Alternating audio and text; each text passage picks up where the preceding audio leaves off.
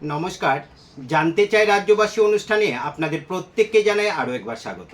এই মুহূর্তে আপনাদের সঙ্গে রয়েছি আমি বিশ্বজিৎ। আজকের এই অনুষ্ঠানটি স্পন্সর করেছে বিনোদ ডালমুট, চানাচুরের একমাত্র ঠিকানা। তাছাড়া বিপুল নিউজ পেপার এজেন্সি, আপনার বাড়িতে সবার আগে খবরের কাগজ পৌঁছে দেওয়ার বদ্ধপরিকল্প। যোগাযোগের নম্বর 87874815515556 অথবা 6009474093। প্রতিনিয়তই আমরা কোনো না কোনো ঘটনা আপনাদের সামনে তুলে ধরার চেষ্টা করি। আজকে আমাদের আলোচনার মূল বিষয় হচ্ছে 5 বছরের সন্তানকে ফেলে পাড়ার দেবরের সাথে পালাতে গিয়ে ধরা পড়ল বধূ। আমাদের সমাজে প্রতিনিয়তই কোথাও না কোথাও এইরকম ঘটনা ঘটছে, যা একেবারে সংবাদের শিরোনামে উঠে আসছে। বর্তমানে কিছু কিছু বৌদিদের দেওরের প্রতি এত ভালোবাসা জন্মিয়েছে যা ভাষায় প্রকাশ করা যায় না। সমাজটাকে একেবারেই কলঙ্কিত করছে এহেন বৌদিরা।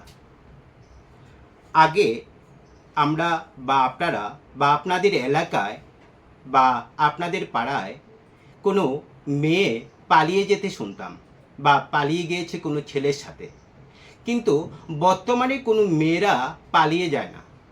বর্তমানে কিছু কিছু বৌদিরা পালিয়ে যাচ্ছে পাড়ার দেওরদের সাথে, না হয় তো বা পাড়াতো দেওর সঙ্গে, না হয় ভাগ্নের সাথে, না হয় কাকা শ্বশুরের সাথে। অর্থাৎ সমাজে কিছু কিছু বৌদিদের পালানোটা একটা ট্রেন্ড হয়ে দাঁড়িয়েছে।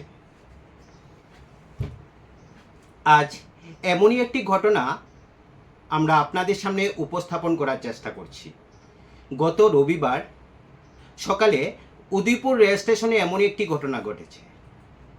সকালবেলায় যখন যাত্রীদের ভিড়ে ট্রেন স্টেশন চত্বর ভিড় ছিল, তখন ওই এলাকার এক যুবক, 20 বছরের এক যুবক বলরাম দাস, পাড়ারই এক সন্তানের জননী সোনালী সরকারকে নিয়ে কলকাতার উদ্দেশ্যে পাড়ি দিতে স্টেশনে পৌঁছান। যদিও বা পুলিশের চোখে ফাঁকি দিতে পারেননি ওই বধূ দেওর। অর্থাৎ বধূ দেওরের ভালোবাসায় বাধা হয়ে দাঁড়িয়েছে রেল পুলিশ। আর আরেক বদির কথা না বললে হয় না, যে বদিকে আড়ালিয়ার বদি নামে সকলেই চিনে। গত 2-3 দিন ধরে সোশ্যাল মিডিয়া এই বদি দাপিয়ে বেড়াচ্ছেন, যে বদির অন্তত 3 থেকে 4 জন দেওরের হাতে সিঁদুর পড়েছেন। কিন্তু বদি সাহস আছে বলতে হবে, বদি এক দেওরকে পটিয়ে কালীবাড়িতে বিয়ে করে। দেওর যখন অস্বীকার করে তখন থানায় মামলা দিতে যান। কিন্তু বদি হয়তো জানেন না যে বদি আইনের গেরাকলে আটকিয়ে গেলেন, কারণ বদির প্রাক্তন স্বামীকে এখনো ডিভোর্স দেননি। জানা যায় ওই বদিরও একটি সন্তান আছে। এ হলো আমাদের রাজ্যে অর্থাৎ আমাদের সমাজে বধূদের প্রেম কাহিনী, যা স্বয়ং রাধাকৃষ্ণের প্রেম কাহিনীকেও হার মানছে। এইভাবে যদি আমাদের সমাজটা চলতে থাকে, তাহলে আমাদের পরবর্তী প্রজন্ম আমাদের কাছ থেকে বা আপনাদের কাছ থেকে কি শিখবে? যে মা নিজের সন্তানকে ছেড়ে পরপুরুষের হাত ধরে চলে যেতে পারে, এহেন মাকে আমাদের এই সভ্য সমাজ কখনো মা বলে স্বীকৃতি দেবে না।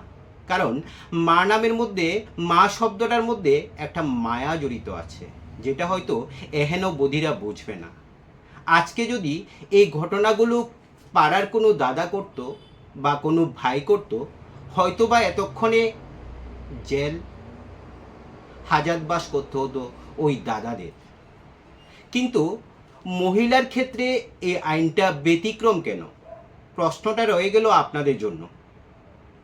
তাছাড়া আমাদের দেশের সরকার নারী পুরুষ জাতি ধর্ম বর্ণ নির্বিশেষে সকলের জন্য সমান অধিকার এবং সমান আইনের ব্যবস্থা করেছেন। তাহলে মহিলাদের ক্ষেত্রে কেন আলাদা আইন?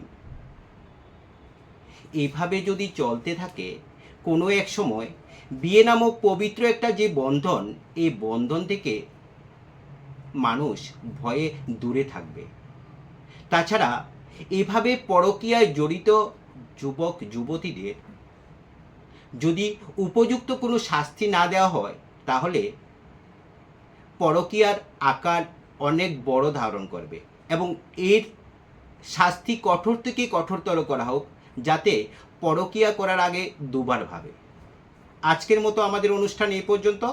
আমাদের পরবর্তী বিভিন্ন এপিসোডগুলো দেখার জন্য চোখ রাখুন প্রীতিবার্তার পর্দায়। নমস্কার, শুভরাত্রি।